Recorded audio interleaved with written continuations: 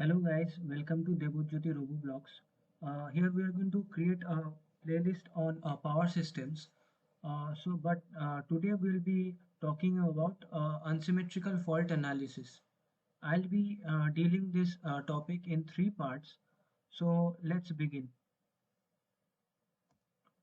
So what are unsymmetrical faults? Unsymmetrical faults are the faults which leads to unequal currents with unequal phase shifts in three-phase system, right? Uh, which means unlike a symmetrical fault where the three currents in the three phases are equal, for an unsymmetrical fault the current in all three phases are different as well as they cause a phase shift in the three-phase systems, right? If we are clear with this topic, then let's move on. What causes the unsymmetrical faults? There can be situations like a branch of a tree breaks and falls over a transmission lines. So if it falls, suppose it shorts two branches or two phases, then what happens there? A line-to-line fault occurs, which is a kind of unsymmetrical fault. It may also happen that a branch of a tree falls in such a way that it grounds and shorts, right? So that is a single line to ground fault. Or it might also happen that both the phases get shorted as well as they get grounded. So that's a kind of double line to ground faults. All these are types of unsymmetrical faults. So these can be occur due to they can occur maybe due to some heavy wind speed, raining, thunders, storms and all. When trees break or such kind of situations happen, it is very common that these kind of faults occur. So So as we discussed through the example, what are the three types of unsymmetrical faults?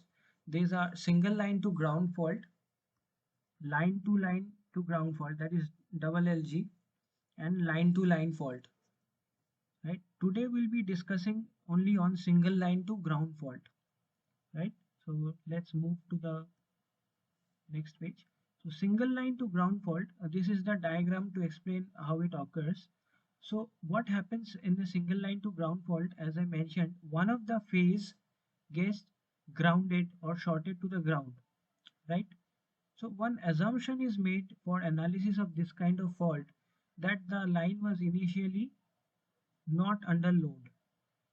That is IA, IB and IC were initially zero. So when the fault occurs and it gets grounded, the current in IA is definitely not equal to 0. But IB and IC still remains 0 because nothing has happened to them, isn't it?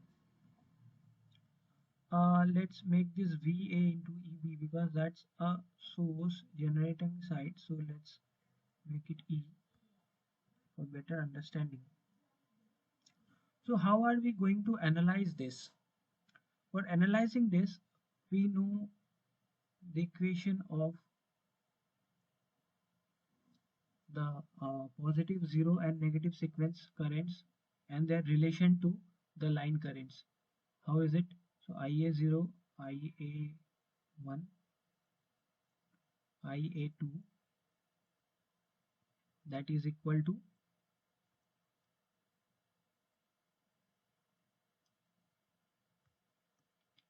one third of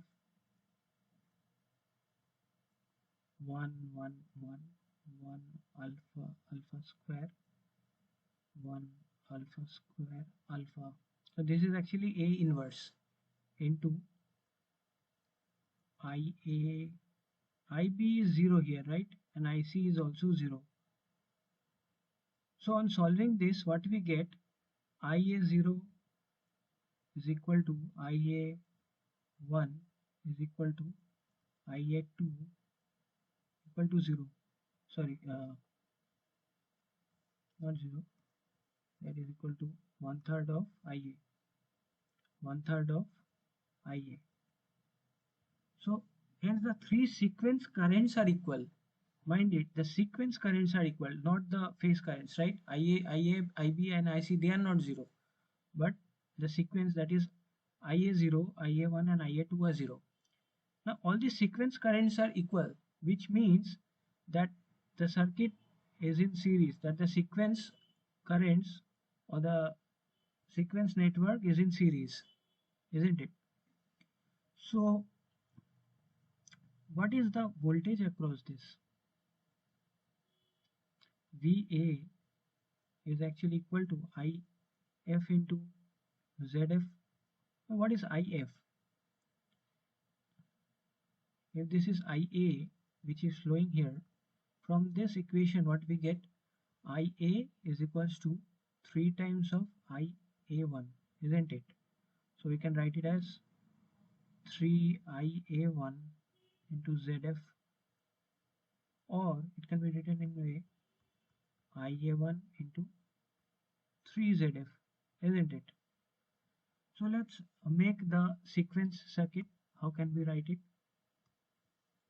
So since the positive sequence has an EMF associated with it, so this is the positive sequence with an EMF, so it is Z1, right? Then we have the negative sequence Z2, and then we have the zero sequence. Okay. Now we should keep in mind that whenever there is a zero sequence, there exists a grounding reactance, which is 3 times of its value, isn't it? So this is connected to the fault impedance, that is ZF. This is suppose EA, and this is what,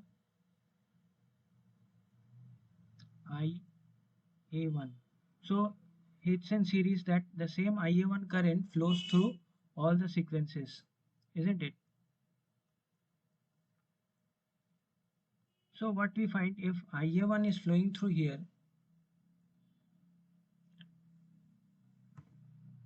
as we checked that IA1 is flowing, and this reactance should be 3ZF, right? As we calculated here, it should not be ZF, but it should be 3ZF. Okay. So we drew the sequence circuit in series as per the calculations that came. So now let us talk about what is the value of IA. This IA from the circuit, what we get is EA1 by Z1 plus Z2 plus Z0 plus 3 Zn plus Zf, isn't it? Now in per unit, if you calculate this, EA1 value is actually equal to 1 in per unit. So IA1 becomes 1 by Z1 plus Z2 plus Z3 plus 3 Zn plus Zf, all in per unit. Okay.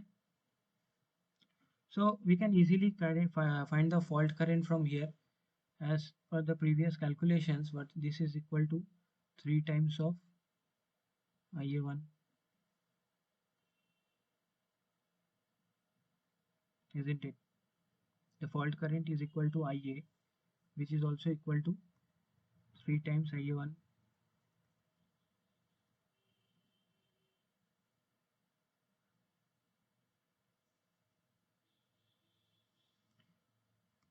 Now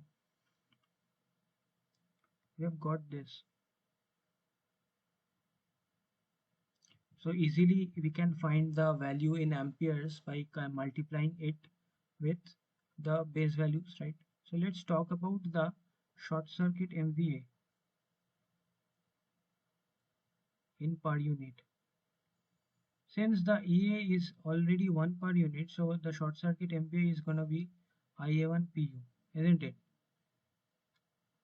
And if we want to calculate in the actual values, what we are going to do, short circuit MVA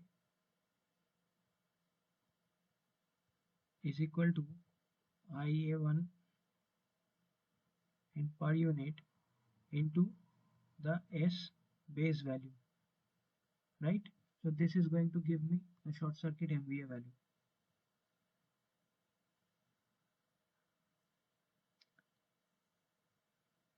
A few points to consider, that here the fault current is not flowing, right?